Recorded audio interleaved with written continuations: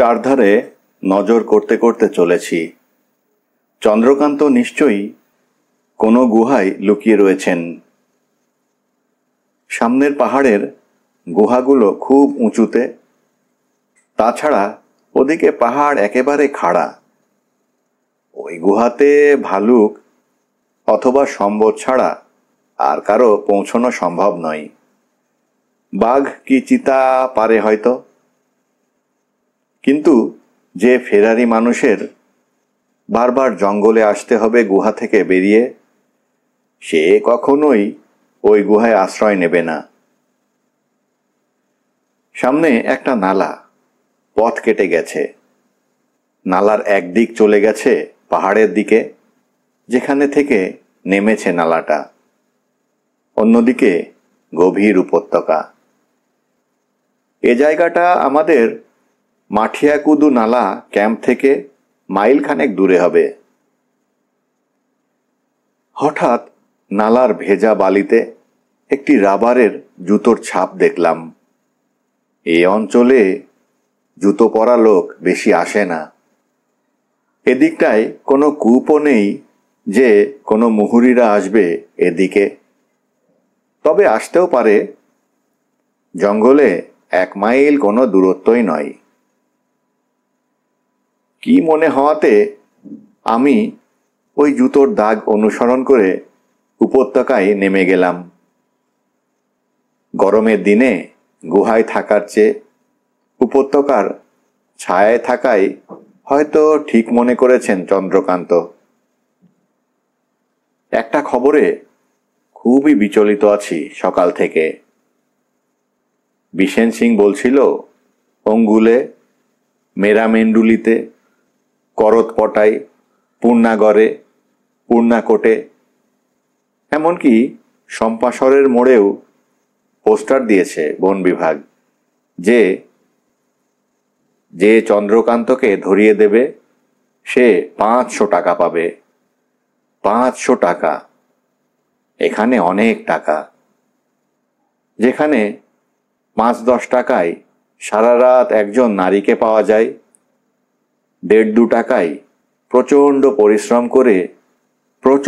পরিশ্রম করে একজন লোক সূর্যাস্ত থেকে সূর্যোদয়, সেখানে 500 টাকার জন্য মানুষ অনেক কিছুই করতে পারে। চন্দ্রকান্তকে এখান থেকে কোনো ক্রমে সরিয়ে নিতে না পারলে চন্দ্রকান্ত আজ কি কাল গ্রেপ্তার হবেনি। গ্রেপ্তার করতে পারলে উদাহরণের কারণে খুব দীর্ঘ দণ্ডাদেশ যে হবে, তার সে বিষয়েও সন্দেহ নেই। এত সব কথা ভাবতে ভাবতে নালা দিয়ে নামছিলাম। হঠাৎ একটা নুড়ি গড়িয়ে পড়ার শব্দে চমক ভাঙল। নুড়িটা নালার বাঁ দিকের খাড়া পাড় থেকে গড়িয়ে পড়ল। জলে কতগুলো ছোট ছোট ঢেউ উঠল। একটা গর্ত মতো হয়েছিল, তাতে জল জমেছিল। সেখানে কতগুলো ব্যাঙাচি ও ছোট পাহাড়ি মাছ খেলা করছিল। সেই গর্তের মধ্যে পড়ল নুড়িটা। ব্যাঙাচিগুলো জল ছাড়া দিয়ে এদিক থেকে ওদিকে গেল, আবার ওদিক থেকে এদিক। মাছগুলো জলের গভীরে চলে গেল। রোদ পড়ে জলের তলায় তাদের সঞ্চরমান শরীরে রোদটা লাফিয়ে উঠল ইয়ো ইয়োর মতো। আমি মুখ তুলে তাকালাম ওদিকে। তাকাতেই দেখি নালার খাড়া পাড়ে একজন মানুষের পায়ের দাগ। সেটা জুতো পরা মানুষের না খালি পায়ের বুঝলাম না, কারণ সে তাড়াতাড়িতে পাড়ে ওঠায়। মাটি খসে গেছিল সেখান থেকে। নুড়িটা সেই মাটির ভেতর থেকেই গড়িয়ে এসেছে। একটু পরেই নালার ভিতরে নরম জল ভেজা মাটিতে জুতোর গভীর দাগ দেখতে পেলাম। আমি তাড়াতাড়ি ওই দাগ অনুসরণ করে উপরে উঠলাম। যথাসম্ভব কম শব্দ করে। উঠেই সামনে হাত 30 দূরে একজন মানুষকে একটা শিমুল গাছের আড়ালে বাঁক নিয়ে মিলিয়ে যেতে দেখলাম। লোকটির পোশাক খাকি, বেশ শক্ত সমর্থ, মাঝারি চেহারা। আমি তার পেছনটা মুহূর্তের মধ্যে দেখলাম শুধু। দেখেই আমি লুকিয়ে পড়লাম গাছের আড়ালে। খুব ভাবনা হলো আমার, লোকটা কে হতে পারে? লোকটা চন্দ্রকান্ত হতেই পারে না। লোকটা কম্ফুও নয়। তবে কি সে পুলিশের লোক? চন্দ্রকান্তকে ধরবার জন্যে কোনো লোক কি এই বিপদসংকুল জঙ্গলে আমারই মতো তার খোঁজে এসেছে একা একা? কিন্তু যত বড় গোয়েন্দাই সে হোক না কেন, এ জঙ্গলে যে শিকারী নয়, যে ছোটবেলা থেকে বনে জঙ্গলে না ঘুরেছে, তার পক্ষে শুধু পুলিশি বিদ্যা নিয়ে একা একা চন্দ্রকান্তর পিছু নেওয়া সম্ভব নয়। নাকি লোকটা চন্দ্রকান্তই? আমি কি ভুল করলাম? আমার অঙ্ক সব যেন গোলমাল হয়ে গেল। পুরো ব্যাপারটা এখন অনেক জটিল হয়ে পড়ল। চন্দ্রকান্ত, ছবি নায়ক, এই খাকি পোশাকের লোকটা, পুলিশ, বন বিভাগ, এ রীতিমতো গোলক ধাঁধায় পড়া গেল। একবার মনে হলো চন্দনী যাই বলুক, আমি ওকে বিড়িগড়ে ওর আত্মীয় স্বজনের কাছে পৌঁছে দিয়ে কলকাতা ফিরে যাই। কে ঘরের খেয়ে অফিসের ছুটি নষ্ট করে এই গোলক ধাঁধায় ঘুরে মরবে দিনের পর দিন? যে লোক নিজের বিবাহিত স্ত্রীকে এমন করে অসহায় অসম্মানের মধ্যে ছেড়ে দিয়ে নিশ্চিন্ত থাকে, তার প্রতি অথবা তার স্ত্রীর প্রতি বা আমার কর্তব্য কি? আমি তাদের কে যে এই অত্যন্ত বিপজ্জনক ব্যাপারের মধ্যে নিজেকে জড়িয়ে ফেলব? আস্তে আস্তে বড় রাস্তায় ফিরে এলাম। এখানে আমি নিরাপদ। বড় রাস্তা দিয়ে বেড়াতে বেরিয়েছি, কেউ যদি দেখেও ফেলে সন্দেহের কিছুই নেই। এদিক ওদিক আরও কিছুটা ঘোরাঘুরি করে যখন ক্যাম্পে ফিরলাম, তখন অনেক বেলা।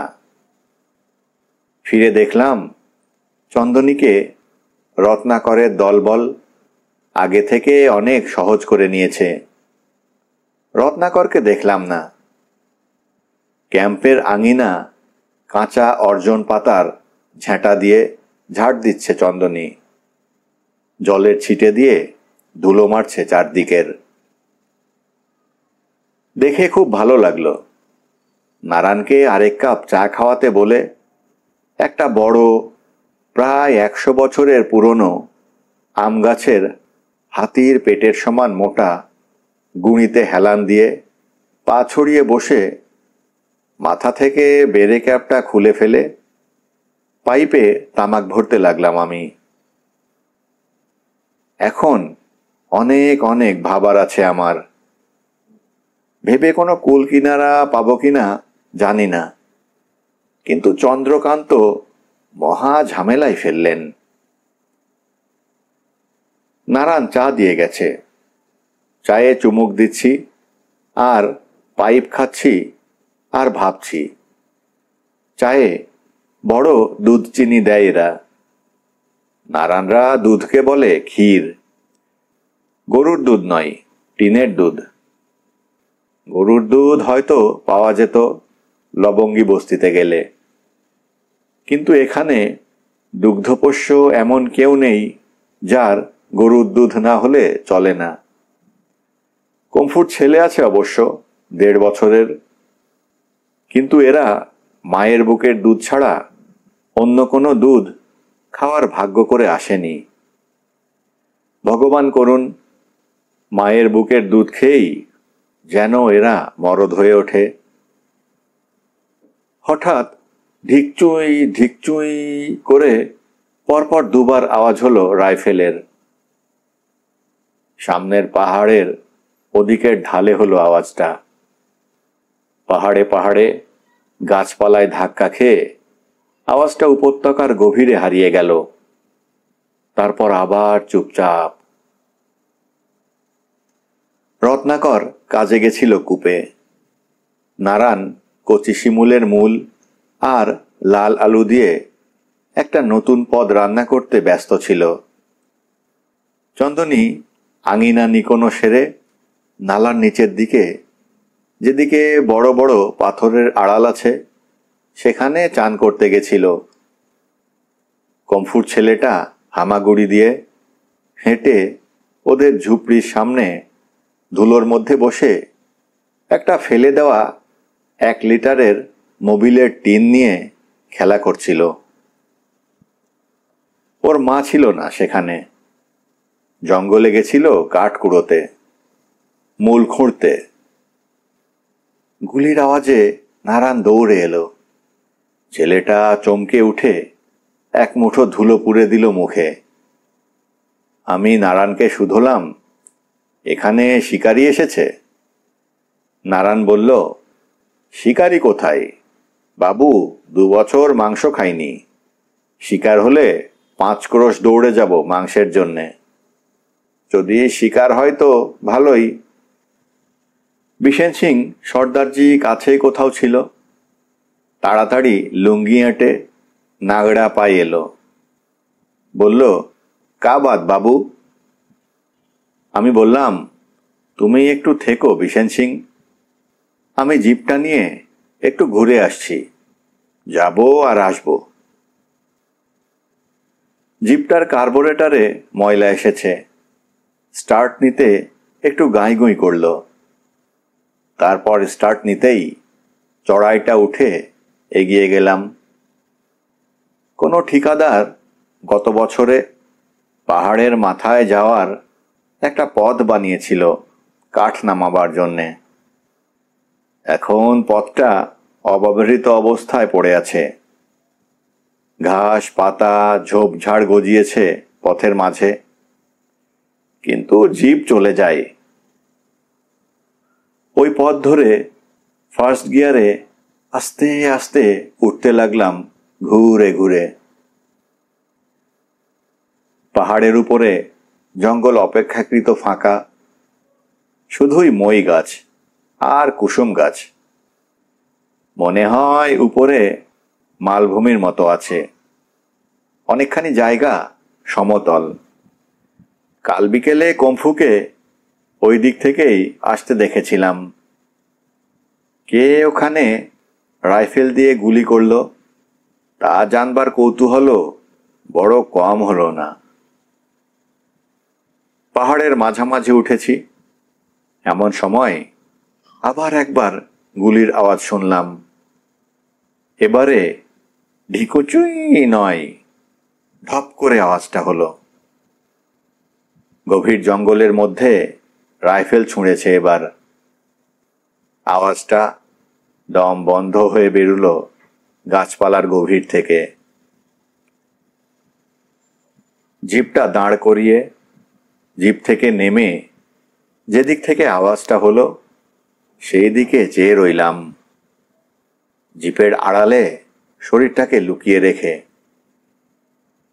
হঠাৎ সামনের জঙ্গলে কাউকে দৌড়ে আসতে শুনলাম। ডালপালা আন্দোলিত হচ্ছিল, আওয়াজটা এগিয়ে আসছিল জিপের দিকে। তাড়াতাড়ি জিপ ছেড়ে সরে গিয়ে একটা বড় শিমুল গাছের গুঁড়ির আড়ালে লুকিয়ে পড়লাম। লুকিয়ে পড়তে পড়তে কোমর থেকে পিস্তলটা খুলে নিয়ে সেফটি ক্যাচের উপরে আঙুলটা ছুঁয়ে রাখলাম। আওয়াজটা আরো কাছে এলো।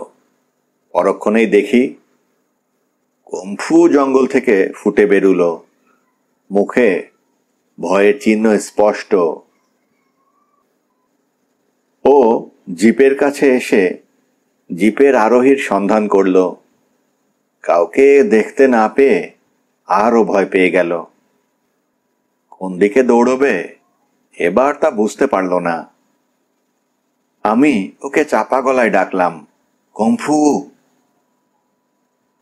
কম্ফু আমাকে দেখতে পেয়ে যেন হাঁফ ছেড়ে বাঁচল। বলল, আলো বাপ্পালো, তুমি? তাই বলো। আমি ভাবলাম কার না কার জিপ বুঝি। আমি বললাম, গুলি হলো কিসের? কে গুলি করলো? তা দিয়ে তোমার কি হবে বাবু? মাংস খাবে তো, এসো। আমি বললাম, জেলে যাবার ইচ্ছে হয়েছে বুঝি? কম্ফু বলল, প্রাণে বাঁচলে তারপর সব। কতদিন মাংস খাইনি তা জানো? আমি ওর পেছনে পেছনে জঙ্গলের ভেতরে গেলাম। অনেকখানি ভেতরে গিয়ে কম্ফু দুহাত দিয়ে ঝোপঝাড় ফাঁক করে দেখালো। দেখি একটা অতিকায় সম্বর ঘাড় নেতিয়ে পড়ে আছে। শিং দুটি প্রকাণ্ড। এত বড় শিঙাল খুব কম দেখেছি। কম্ফু বলল, এবার চলো। ক্যাম্পে এসে খবর দিল কম্ফু। তারপর নারায়ণকে বলল, তুই কূপে খবর দে, আজ ভোজ। নারায়ণ গেরুয়া গামছা পরে এক হাতে খুন্তি নিয়ে বেরিয়ে এসেছিল। মাংসের কথায় ওর মুখ চোখের ভাব এমন হলো যে তা না দেখলে বোঝানো যাবে না। মানুষ যে কত বুভুক্ষু, কত মাংসলোলুপ হতে পারে তা যারা নারায়ণদের মতো হতভাগা লোকদের সচক্ষে না দেখেছে তারা কখনো জানবে না। বড় কষ্ট হয় ওদের দেখলে। নারায়ণ শুধল, কে মারল রে কম্ফু? কম্ফু বলল, তাতে তোর দরকার কি রে শালা? নারায়ণ বলল, ঠিক ঠিক, আমার একটু মাংস পেলেই চলবে, আর কিছু জানতে চাই না আমি। নারায়ণ কম্ফুর বউ আর চন্দনীকে রান্নার ভার দিয়ে নিমেষের মধ্যে জঙ্গলের পাকদণ্ডি দিয়ে অদৃশ্য হয়ে গেল।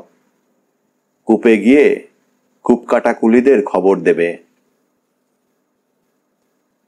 আজ কাজ বন্ধ। সকলে মিলে সম্বরটাকে কাটাকুটি করবে, মাংস ভাগ করবে। আজ বড় খুশির দিন ওদের। বেলা হয়েছে বেশ। একটা মন্থর আলস্য ছড়ানো হাওয়া উঠেছে বনে বনে।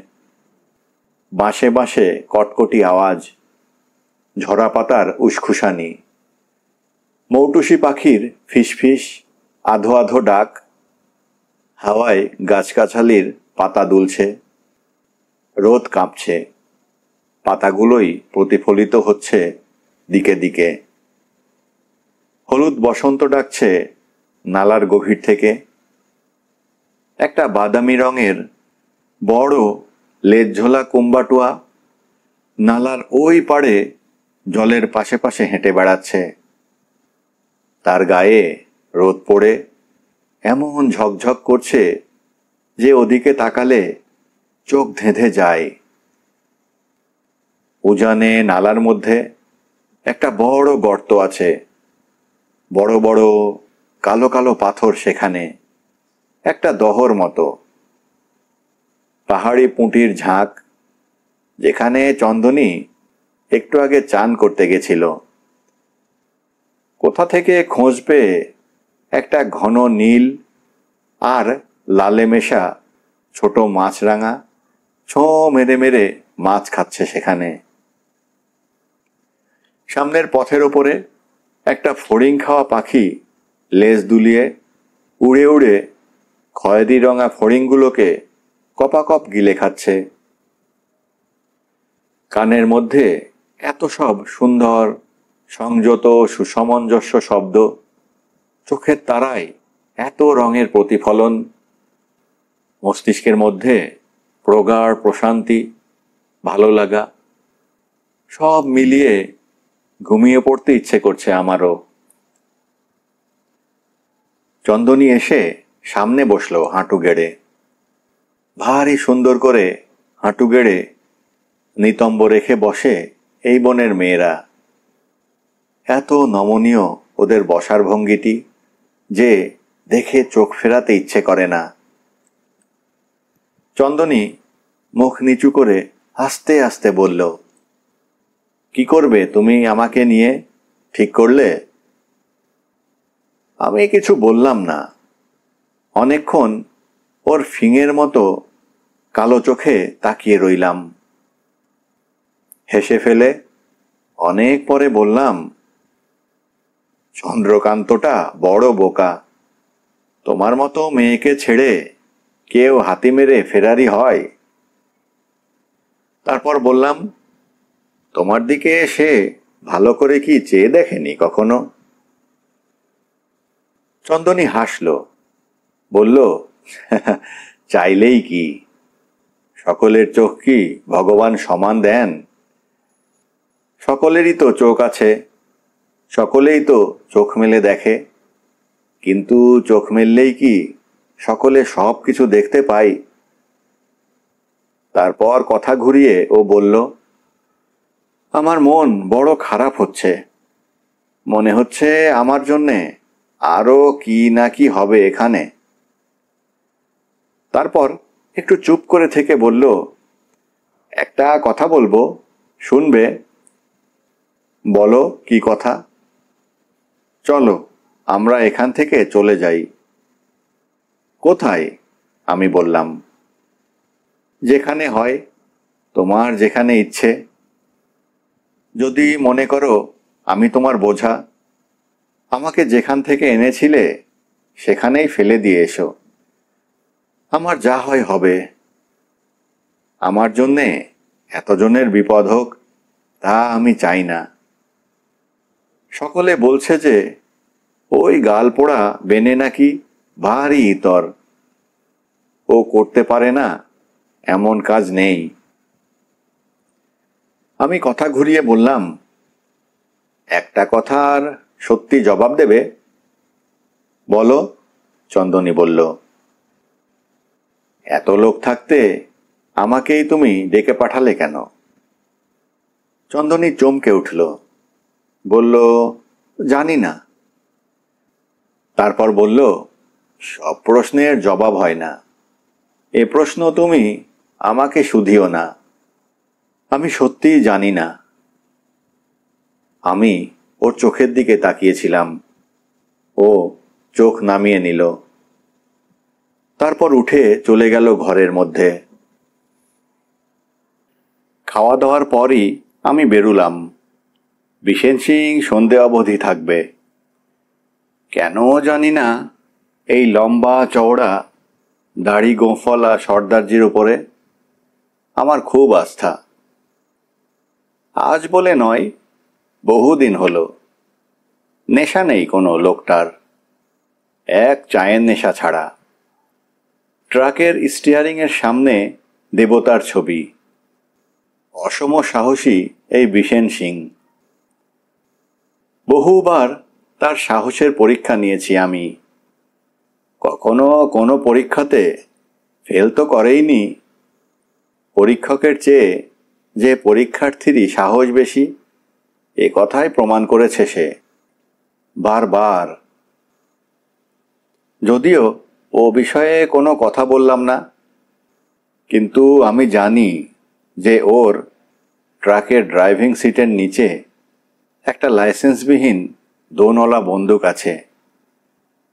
বাংলাদেশের যুদ্ধের সময় ও কলকাতা থেকে জোগাড় করেছিল। গুলিও ওর কাছে আছে, তাও আমি জানি। মাঝে মাঝে হরিণ সম্বর মেরে জালকাঠের পাহাড়ের নিচে ঢুকিয়ে নিয়ে সে চেকপোস্ট পার হয়ে যায় ঠিকই। বিশেন সিংয়ের স্ত্রী প্রীতম বড় ভালো শাম্মি কাবাব বানায় হরিণের। এই একটা নেশা বা অপরাধ बिशेन सिंहेर। बिशेन सिंह बोल, आप इतामिनान से जाइए, जब तक आप नहीं लौटिएगा मैं देखभाल करेंगा हिया। सकाले जे लोकटाके नालार काछे देखेछिलाम सेई नालार दिकेई आबार चललाम आमी। केन जानि ना आमार सिक्स सेंस बोलछिलो जे ओई दिकेई चंद्रकांत आछेन कोथाओ। आमार केवलई मने हच्छिलो जे चंद्रकांतर अंतर्धान शुधुमात्र हातिमारार अपराधे धरा पड़ार भयेई नय, छबिनायकेर चंदनीके निये जेते आसा सेटाओ निछक मदमत्त काम नय। এই সমস্ত ব্যাপারের পেছনে আরও গভীরতর কোনো ব্যাপার হয়তো আছে যা সম্বন্ধে আমি অবহিত নই। এমনকি কমফুর কথাবার্তাও একজন সাধারণ বুনো বদ্যির মতো নয়। ওর প্রতিটি কথার পেছনে হেয়ালি আছে।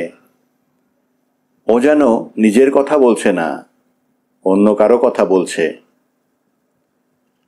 সকালে লোকটাকে যেখানে বাঁকের মুখে হারিয়ে যেতে দেখেছিলাম সেইখানে পৌঁছে অত্যন্ত সাবধানে এগোতে লাগলাম।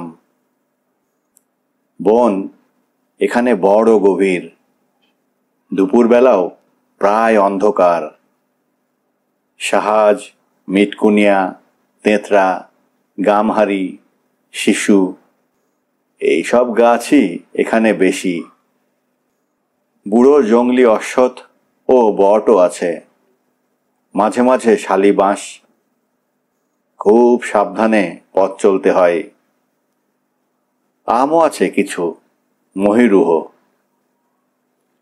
একটা অস্পষ্ট পাকদণ্ডির মতো পথের রেখা পড়েছে চৈত্রের শুকিয়ে ওঠা লাল ঘাসে। একটু এগিয়ে গিয়েই নালাটাকে আবার পেলাম। অপূর্ব এক দৃশ্য দেখলাম সেখানে। বোধহয় 5000 প্রজাপতি একসঙ্গে উড়ছে আর বসছে। এক ইঞ্জিন বোমারু প্লেনের মতো গুনগুন গুনগুন শব্দ উঠছে জায়গাটা থেকে। সবুজ বনে হলুদ প্রজাপতির ঝাঁক হলুদ আগুন জ্বেলে দিয়েছে যেন। এখানে নালায় জল বেশি নেই, ভেজা বালির ওপর সামান্য জল। প্রজাপতিগুলো জল খাচ্ছে সেখানে। বালির ওপর উড়ে উড়ে উঠছে আর বসছে। হঠাৎ চোখে পড়ল বালির ওপরে প্রজাপতিদের প্রায় পাশেই একটা প্রকাণ্ড ময়াল সাপ জলে এসেছে। অনেকক্ষণ দাঁড়িয়ে পড়ে সেই দৃশ্য দেখলাম। তারপর আবার এগোলাম। এদিকটায় বড় বড় পাথর, কালো সাদা নানা রকম। কোনো ফেরারি লোকের আত্মগোপন করে থাকার আদর্শ জায়গা। বড় বড় পাথরগুলো নজর করতে করতে চলেছি। এমন সময় আমার সামনে একটা নুড়ি এসে পড়ল। কোনো গাছ থেকে নুড়িটা ছুঁড়ল কেউ। সঙ্গে সঙ্গে আমার হাতটা কোমরে চলে গেল পিস্তলের কাছে।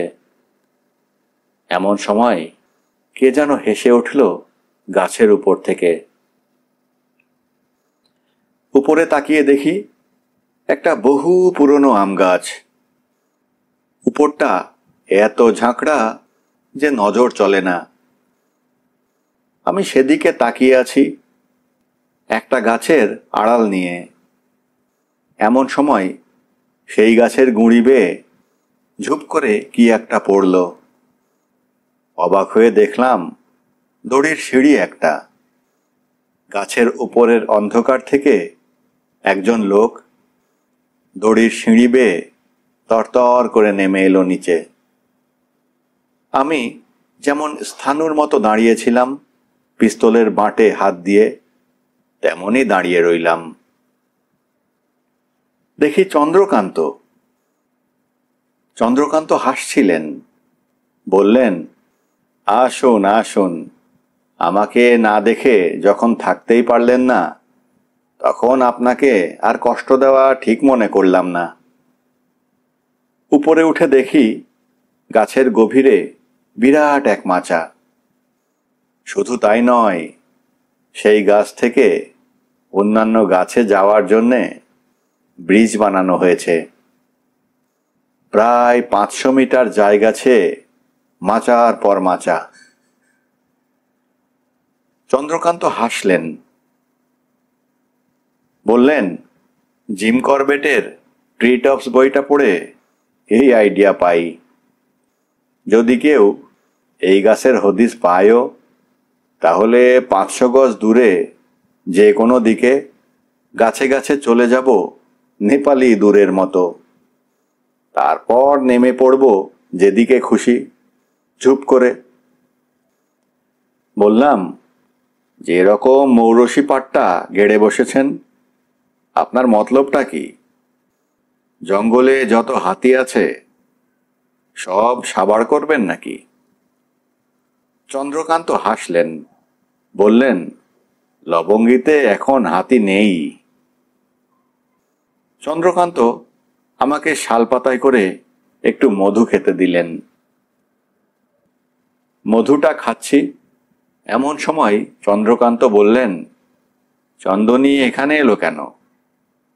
আমি বললাম, চন্দনীর অপরাধটা কোথায়? বেচারিকে যে অবস্থায় দেখলাম, তা দেখলে আপনি যে কি করতেন জানি না।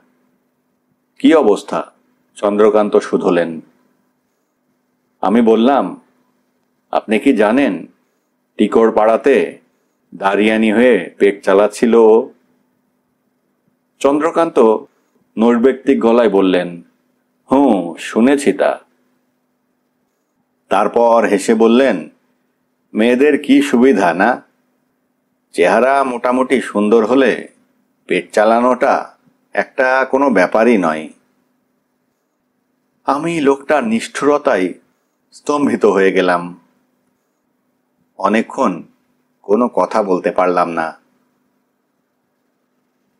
বেশ অনেকক্ষণ পর শালপাতাটার দোনাটা নিচে ফেলতে যাব, অমনি চন্দ্রকান্ত আমার হাত থেকে দোনাটা নিয়ে নিলেন।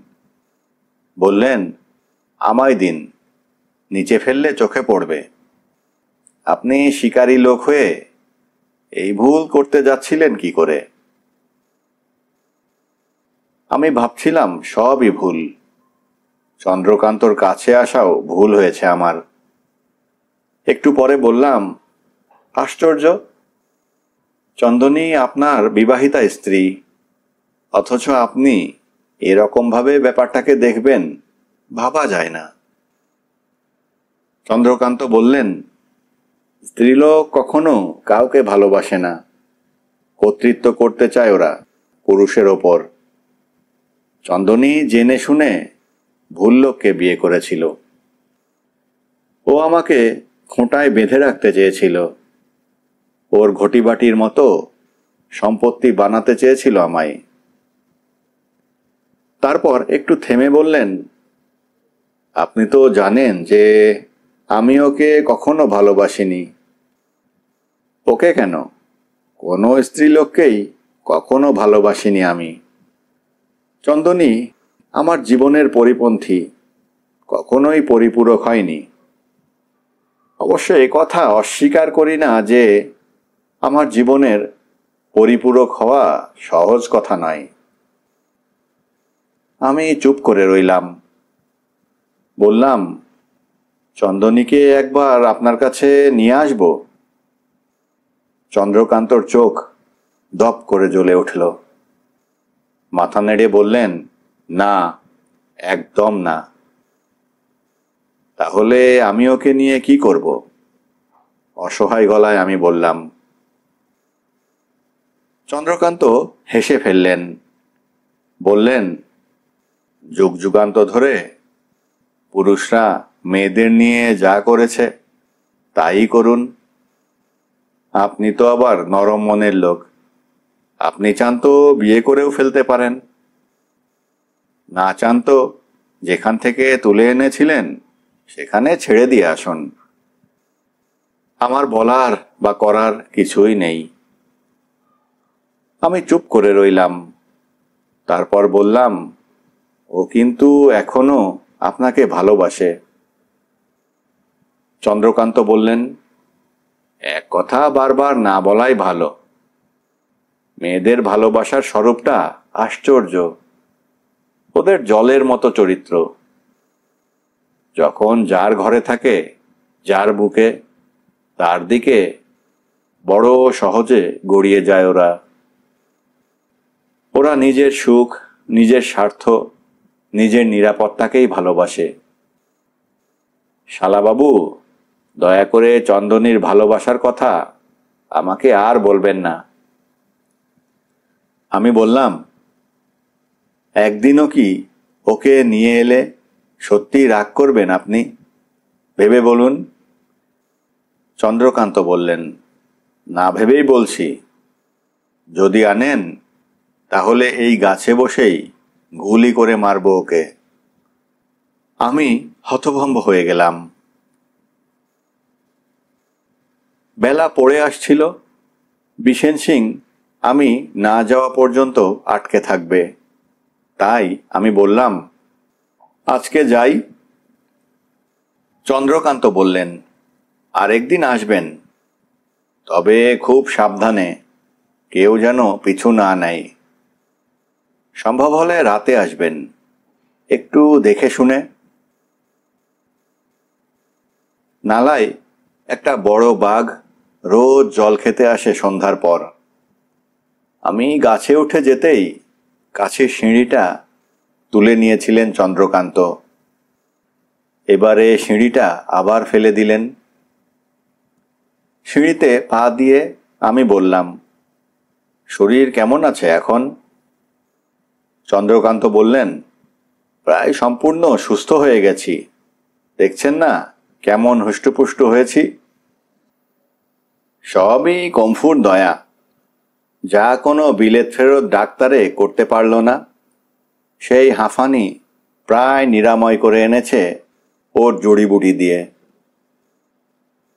তারপর হঠাৎ অপ্রাসঙ্গিকভাবে বললেন, কমফুর জন্যে আমি সব করতে পারি। আমি বললাম, যেমন সকালবেলা সম্বরটা মারলেন। চন্দ্রকান্ত হাসলেন, বললেন, শুধু কমফুর জন্যে নয়। তারপর বললেন, 3rd ক্লাস হাত হয়ে গেছে। প্রথম দুটো গুলি মিস করলাম, ভাবা যায় না। আমি নেমে যেতেই সিঁড়িটা আবার উঠে গেল সরসর করে। কে বুঝবে যে ঘন পাতার আড়ালে অমন আরামে থাকার মাচা আছে। ছবিনায়ক যে সেদিন রাতে চন্দনীর জন্যে এসেছিল ক্যাম্পে, এ কথা আমি তাকে বলিনি, কিন্তু মনে হলো চন্দ্রকান্ত সব খোঁজই রাখেন। নালায় নেমে আস্তে আস্তে এসে রাস্তাটায় উঠলাম। বেলা পড়ে গেছে, একটু পরে একেবারে অন্ধকার হয়ে যাবে। গাছগাছালির ছায়াও এখন আর দেখা যায় না। চারদিকে সায়ান্ধকার ঘনিয়ে এসেছে। হঠাৎ সামনে রাস্তার উপর চোখ পড়তেই দেখি বড় একটা ময়ূর 50 গজ দূরে আমার দিকে পেছন ফিরে পথের ওপরেই দাঁড়িয়ে আছে। ময়ূরটাকে লক্ষ্য করছি। ঠিক এমন সময় ময়ূরটার পেছনের ও আমার সামনের জঙ্গল থেকে একটা চিতাবাঘ পথের বাঁ দিক থেকে বেরিয়ে এক লাফে ময়ূরটাকে ধরল। ময়ূরটা একবার ক্যা করে ডেকে উঠেই থেমে গেল।